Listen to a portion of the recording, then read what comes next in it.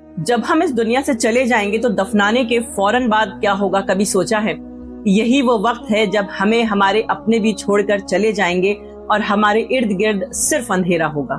اب آپ دنیا کی نظر میں مر چکے ہیں، لیکن ہماری اصلی کہانی یہیں سے شروع ہوتی ہے۔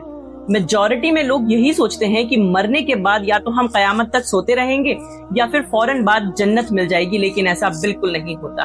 موت اور قیامت کے درمیان ایک پوری زندگی ہے جسے ہم برزخ کہتے ہیں، اور اس دوران ہماری روح کو 7 اسٹیجز سے گزرنا ہوتا ہے۔ اسٹیج 1، جیسے ہی انسان کو دفنایا جاتا ہے اس کے فوراً بعد ہی اس کے جسم میں اس کی روح کو بھیج دیا جاتا ہے، یہاں تک کہ وہ اپنے رشتہ داروں کے قدموں کی آواز بھی سننے لگتا ہے، اور اسی دوران بے حد خوفناک شکل میں اس کی قبر میں اسے اس کے گناہ دکھائے جاتے ہیں اور بہت خوبصورت شکل میں اسے اس کے نیک اعمال۔ اسٹیج 2، اب 2 فرشتے منکر اور نکیر اس شخص کی قبر میں داخل ہوتے ہیں اور اس سے 3 سوال پوچھتے ہیں۔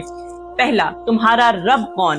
دوسرا، تمہارا دین کیا ہے؟ اور تیسرا، تمہارا نبی کون ہے؟ اسٹیج 3، صحیح جواب دینے پر اس شخص کی قبر کو وسیع یعنی ایکسپینڈ کر دیا جاتا ہے جہاں تک اس کی نظر جائے، اور غلط جواب دینے پر اس شخص کی قبر کمپریس یعنی تنگ ہونے لگتی ہے۔ اسٹیج 4، نیک انسان کی قبر نور سے روشن اور منور کر دی جاتی ہے اور گناہگار شخص کی قبر اندھیروں میں ڈوب جاتی ہے۔ اسٹیج 5، نیک انسان کی قبر میں ایک کھڑکی کھول دی جاتی ہے جہاں سے اسے جنت دکھائی جاتی ہے اور اس سے اس کی روح سکون پاتی ہے، اور اس کے اپوزٹ گناہگار انسان کو اسی کھڑکی سے دوزخ دکھائی جاتی ہے جس کی تپش وہ محسوس کر رہا ہوتا ہے۔ اسٹیج 6، اگر ایک نیک انسان اپنی قبر میں ہزاروں سال بھی زندہ رہا تو وہ ہزاروں سال اس کے لیے چند گھنٹوں کی نیند کے برابر ہوں گے، اور اس کے اپوزٹ ایک گناہگار شخص کا ہر ایک دن اس کے لیے 1 سال کے برابر ہوگا۔